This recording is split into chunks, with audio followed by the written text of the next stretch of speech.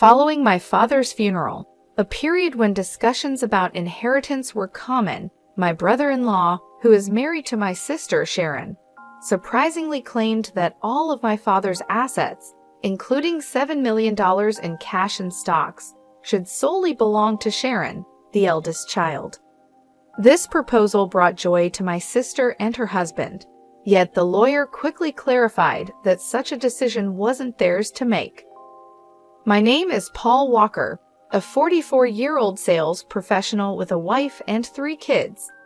My father was a significant shareholder in a company and remained actively involved until his later years.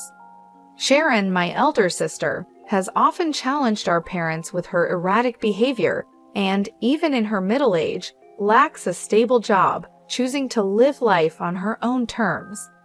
Our relationship has been distant, primarily due to my disapproval of her actions. When Sharon turned 52, she unexpectedly introduced us to Russell Brand, a younger, handsome man with a laid-back attitude, and announced their engagement. Despite her financial instability, Sharon didn't hesitate to ask for a substantial sum from our father to cover wedding expenses, quickly depleting it and then audaciously requesting more. This behavior greatly distressed our father, given her presumptuous attitude towards inheritance. The news of our father's sudden heart attack and subsequent passing deeply affected me. Amidst receiving condolences from friends and relatives, I stepped up to assist my overwhelmed mother with the funeral preparations, while Sharon remained absent, engrossed in her own life. The day following the funeral, as my mother and I were beginning to find solace, a lawyer arrived to discuss my father's will. Unaware of its contents, Sharon and her husband audaciously interrupted, asserting that Sharon was entitled to all of my father's stocks and the $7 million inheritance, leaving my mother and me speechless at their boldness. In a moment filled with anticipation, my brother-in-law jubilantly proclaimed, "We've made it, Sharon. This inheritance sets us for life," his fist cutting through the air in triumph. The lawyer, taken aback by such presumption, intervened with a caution, capturing my sister's fierce gaze. He looked at them both squarely and revealed, "Sharon, you have no claim to the inheritance." My sister and her husband, visibly shocked, countered with disbelief, arguing that as the eldest daughter, Sharon was naturally entitled to everything. It was evident my brother-in-law had placed all his bets on this inheritance, convinced it would all go to my sister. Their confusion only deepened when the lawyer, with a gentler tone, dropped a bombshell. "Were you unaware that Sharon is not Mr. Paul's biological child?" Instantly, the color drained from my sister's face as she turned to our mother, her eyes wide with panic. Our mother, her expression a mix of emotions, faced a moment of truth I had long been aware of. My sister was a half-sibling, a fact that had been hidden from her. Confronting our mother, Sharon's voice trembled.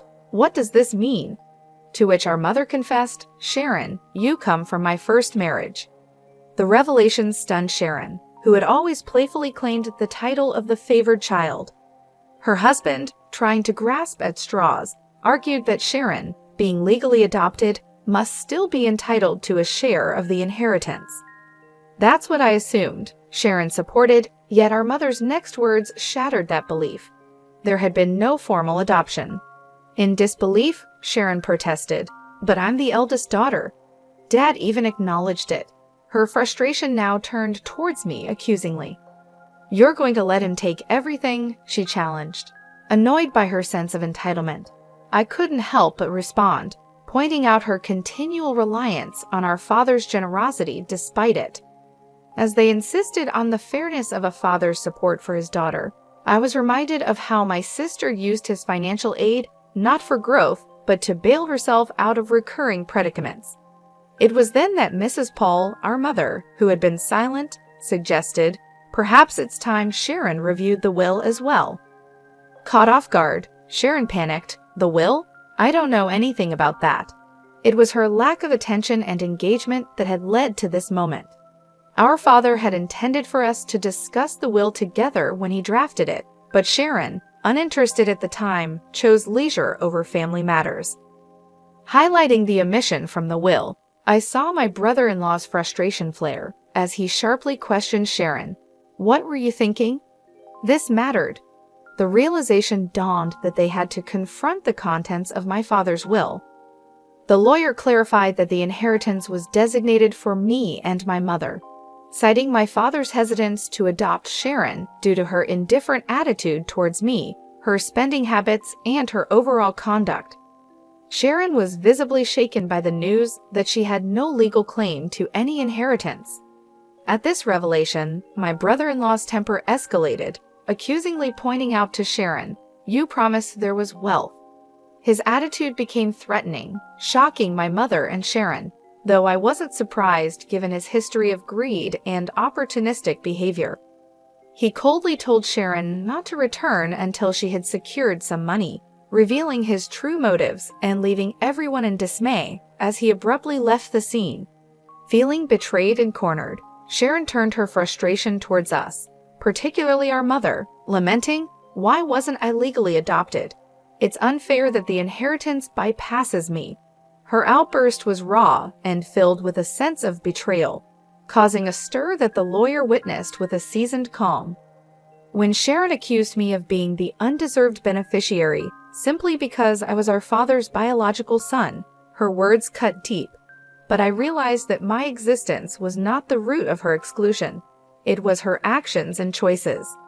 Before the situation could escalate further, the lawyer intervened, warning that her behavior could lead to legal consequences, a reminder that made Sharon pause, likely recalling her previous misdemeanors.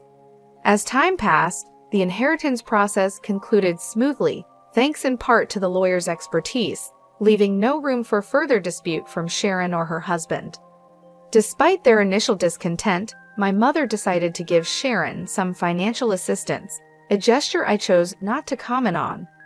Their subsequent disappearance with the funds only underscored their true intentions, leaving a bitter impression among our relatives who were privy to the saga. Seeking to uplift our spirits, I organized a family meal with my mother, wife, and daughter. The outing, suggested by my wife, brought a noticeable change in my mother's demeanor, brightened by the presence of her granddaughter, offering a moment of joy amidst the ongoing family turmoil. During a moment of calm, I suggested to my mom, "How about moving in with us?" But I was quick to add, knowing the unpredictability tied to my sister, Sharon, she might drop by, seeking help, especially financial. We should be cautious not to enable her too much. My mom's hesitation was palpable.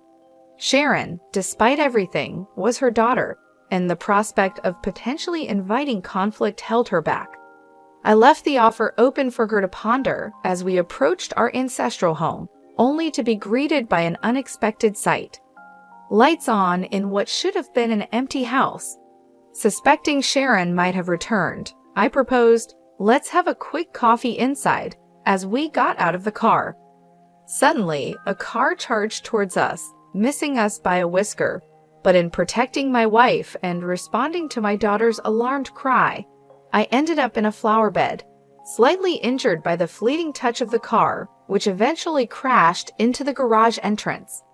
My wife and daughter rushed to my aid, while my mother, frozen with shock, watched from the doorway.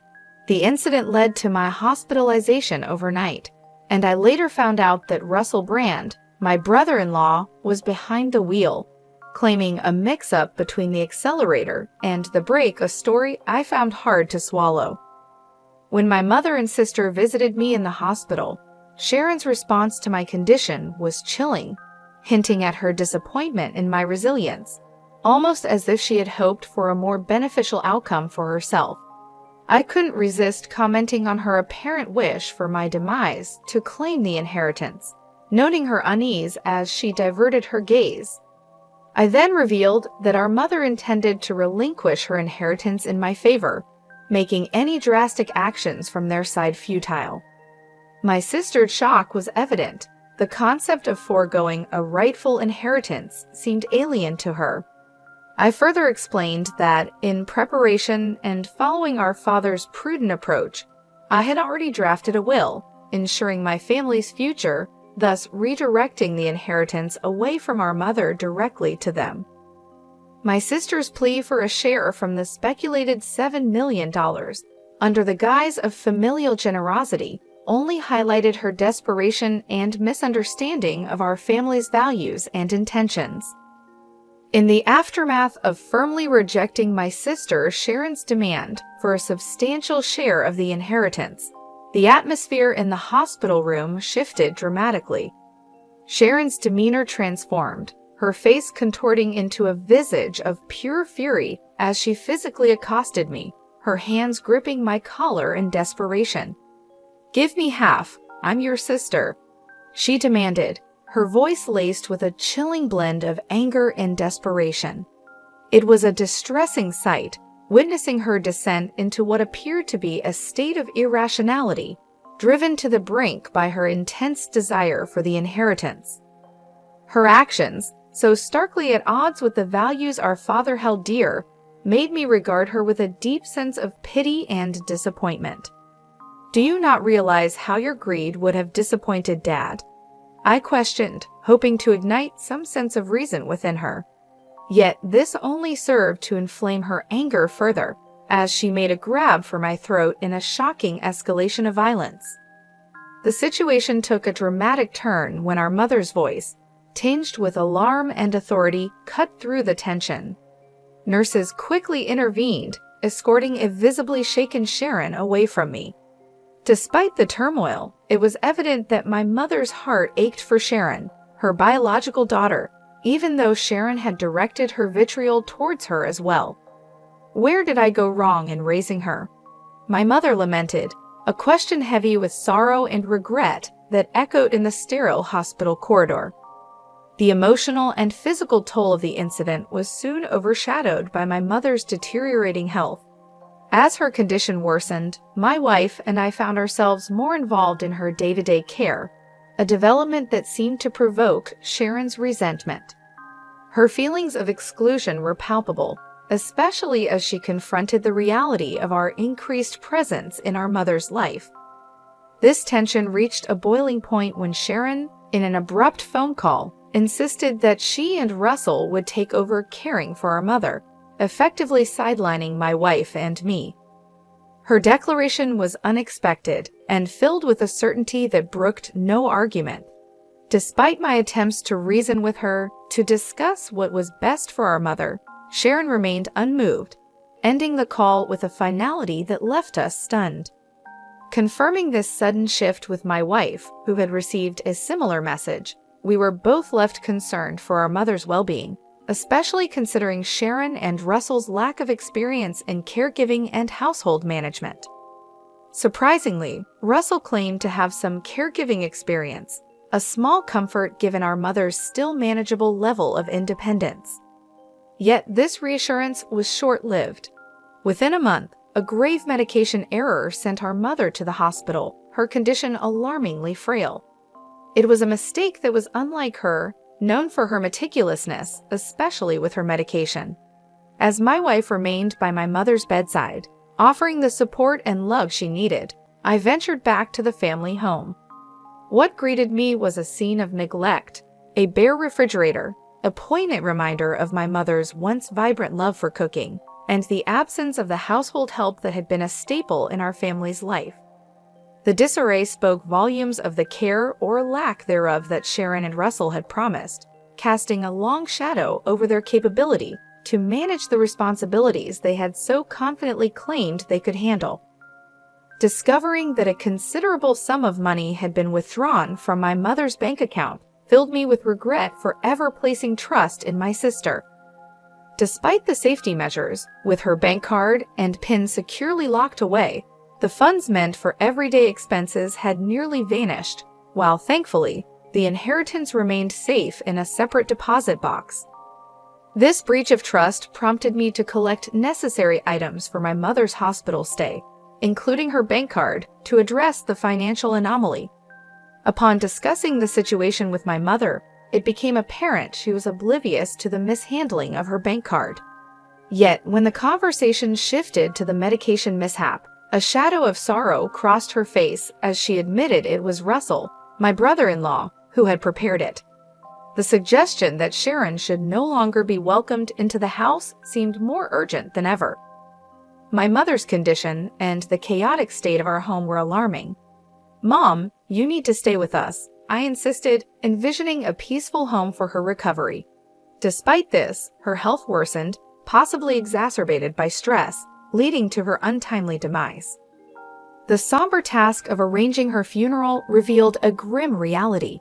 The family home was stripped of its valuables, a testament to my sister and Russell's relentless greed.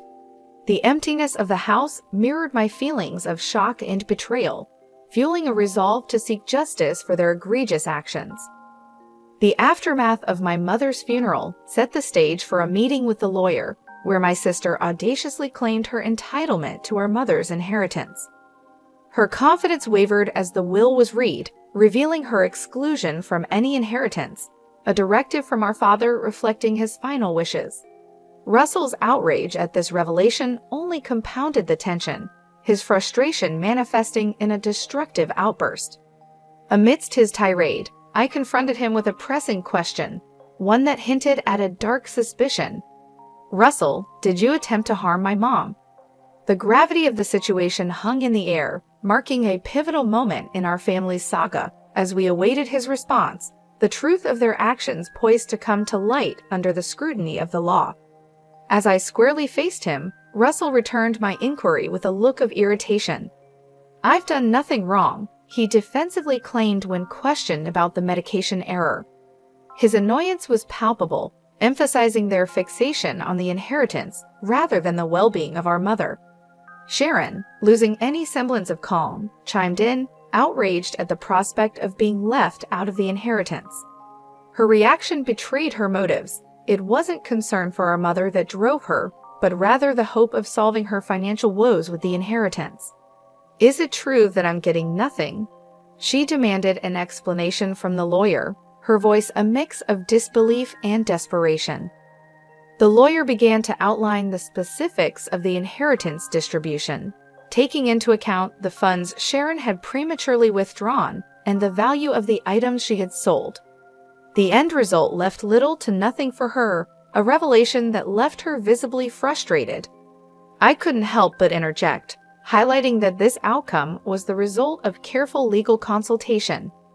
"That can't be all that's left," Sharon muttered, a clear indication of her disillusionment with the reality of her financial dependency on our parents, never having to face the struggles of earning a living. My disappointment in her turned to anger. "Mom thought you'd look after her, but instead, you just took her money and left her alone," I accused, unable to hide my disdain for her actions. Sharon retorted, demanding evidence of the expenses incurred for our mother's care. I challenged her to justify the spending, extending my hand for the receipts, knowing full well she had none. I don't have them," she stammered, her confidence waning. The lawyer underscored the importance of such documentation, leaving Sharon at a loss for words.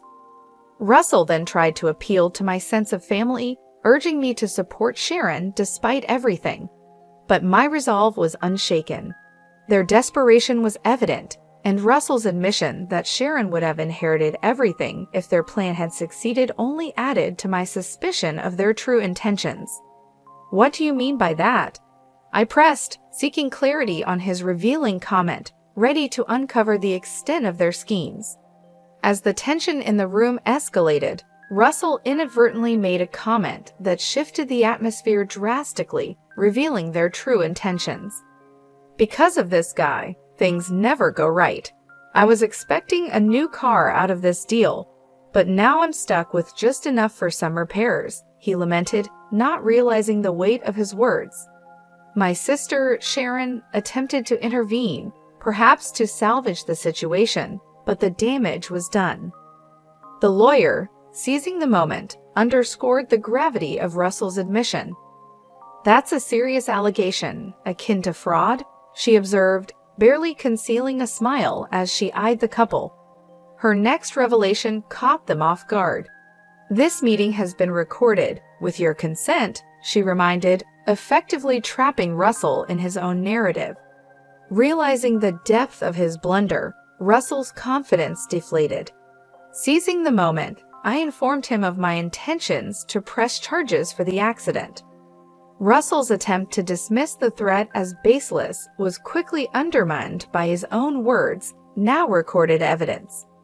The situation spiraled for them as Sharon, overwhelmed by the turn of events, berated Russell for his carelessness, despairing over their predicament. In the aftermath, Russell faced criminal charges, his prior misdeeds compounding the legal action against him, leading to his arrest. Sharon, implicated for her role, received a milder sentence due to her lesser involvement. Facing financial ruin, she reached out to relatives for support, only to be met with rejection, a consequence of her actions and their fallout. As for me, witnessing the unraveling of my sister and brother-in-law's schemes brought a complex mix of vindication and sorrow. The path they chose not only led to their downfall, but also strained familial bonds, leaving a lasting impact on all involved. I kept on working hard, choosing not to depend on any inheritance.